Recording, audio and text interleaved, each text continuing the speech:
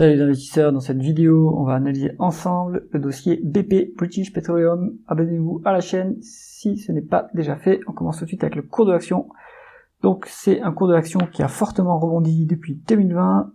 On se prend la guerre commerciale en pleine face.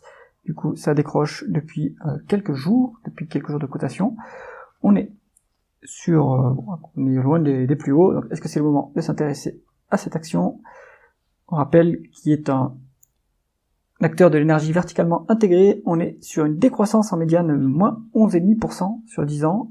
En 2024, on a publié moins 10% de croissance. Ce qui est important pour les producteurs d'énergie, c'est la variation du volume, la croissance des volumes, et non pas la croissance du chiffre d'affaires, puisque de toute façon, ils sont dépendants des prix des matières premières énergétiques. Donc bon, on n'a pas d'infos ici sur Coifin, malheureusement. L'entreprise également a réalisé 15 milliards de dollars d'acquisition sur 10 ans, donc c'est aussi un consolidateur du marché. À noter que sur la société, on a un fonds activiste qui est présent au capital, qui s'appelle Elliott, qui va essayer aussi d'améliorer la gestion, donc ça peut aider la revalorisation du groupe. On continue avec les taux de marge. Alors, le taux de marge brut, on n'a pas trop de maîtrise dessus, puisque on dépend des prix des matières premières.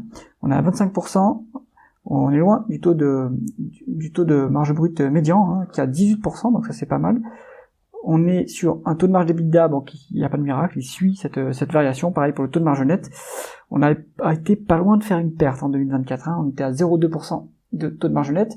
Donc ce qu'on voit ici, c'est qu'on n'arrive pas à compenser les baisses des marges brutes via de l'efficience opérationnelle, les gains d'efficience opérationnelle, donc ça c'est dommage. Donc le management n'est pas super qualitatif non plus. Et là aussi, le fait qu'on ait fait pas mal de pertes, donc en 2020 on peut comprendre, mais sur les années suivantes, on a mis quelques temps avant de se rétablir, alors que les prix de l'énergie a fortement explosé en 2022, ça aurait dû aider à compenser, enfin en tout cas ne pas faire des pertes. On peut regarder toutefois ce qui se passe en free cash flow. Ouais, les marges de free cash flow sont quand même toujours positives depuis 2020, même depuis 2017. Donc là, on a plutôt eu des pertes comptables, potentiellement avec des dépréciations qui sont des dépenses non cash, donc les free cash flow eux se portent plutôt bien. Bon, c'est plutôt mitigé ces niveaux de marge, c'est pour ça qu'il y a des actionnaires activistes qui rentrent au capital. Alors on va regarder la conversion des bénéfices nets en free cash flow incroyablement plus élevé que les bénéfices nets. On a 328 milliards de dollars de free cash flow cumulés sur 10 ans contre 39 milliards de dollars de bénéfices nets cumulés sur 10 ans, donc une énorme différence. D'où est-ce que ça peut venir? Alors, est-ce qu'on a le BFR qui a... alors, le BFR, il a varié favorablement pour 61 milliards de dollars. Ça, c'est très bon. Ensuite, est-ce qu'on a baissé la dépense en capital? Non, elle est à peu près équivalente à la dépréciation et l'amortissement. Donc, on maintient l'appareil productif. Et est-ce qu'on a des other non-cash items? On en a pour 200 milliards. Donc ça, évidemment, ça aide beaucoup les free cash flow. Et là-dedans, il y a fort à parier qu'on va retrouver des dépréciations que le groupe a dû passer pour qu'il y ait une telle différence. Bon, alors pour valoriser BP, il vaudra mieux utiliser les free cash flow. Ça, c'est s'il n'y a pas de dette, évidemment. On va regarder maintenant le rendement des capitaux investis, donc la rentabilité opérationnelle, ouais, c'est très faible. En médiane, on était sur 4%. En 2024, on a fait 3,3%. Médiocre de chez médiocre. Est-ce que c'est un peu mieux en rendement des fonds propres?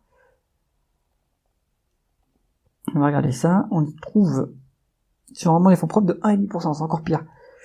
Là, je comprends qu'il y a des actionnaires activistes. On voit que les autres acteurs, style Total et Chevron et Exxon, arrivent à avoir des rendements des capitaux investis qui sont entre 7 et 10%, ce qui est quand même beaucoup plus élevé que ce qu'on voit chez BP.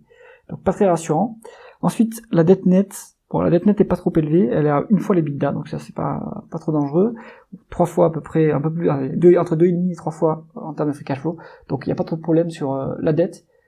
On va réussir à la rembourser, mais il va falloir quand même être beaucoup plus rentable que ce qu'on voit jusqu'à présent. Alors, ensuite, la rémunération de l'actionnaire. Alors, on a 12 milliards de free cash flow, on verse 5 milliards en dividendes, donc moins que la moitié, ça c'est bien, ça veut dire que le rendement du dividende est soutenable à ce niveau-là. Alors, Coifin calcule un rendement actionnaire à 16%, donc il y a des rachats d'actions assez massifs depuis 2021. Ça nous porte un rendement actionnaire à 16%, ce qui est très élevé. Donc c'est ce qu'on retrouve sur les autres acteurs du secteur. Total aussi a un rendement d'actionnaire total qui est très élevé. Ça n'inclut pas le désendettement, mais en plus le groupe se désendette ici, donc je pense que le rendement d'actionnaire est supérieur à ça.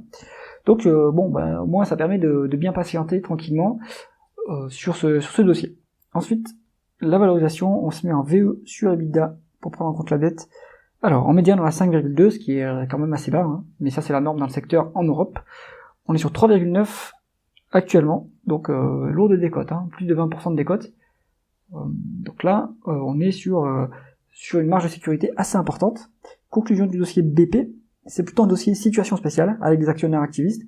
Je pense que les actionnaires vont mettre la pression pour améliorer la rentabilité de l'entreprise, faire des cessions sur les activités qui ne rapportent rien, et recentrer l'entreprise pour qu'elle augmente le rendement, sa rentabilité, tout en conservant, à mon avis, ce rendement de l'actionnaire qui est assez élevé. Donc au final, c'est pas si déconnant, c'est pas très qualitatif comme dossier, mais c'est pour jouer une montée de la qualité et pour du coup avoir un redressement des multiples sur BP. Donc c'est pas forcément un dossier à mettre de côté, hein. Ça peut être intéressant aussi à creuser plus en détail. J'espère que cette analyse vous a intéressé. Si c'est le cas, mettez un pouce vers le haut et pensez à vous abonner à la chaîne. À bientôt.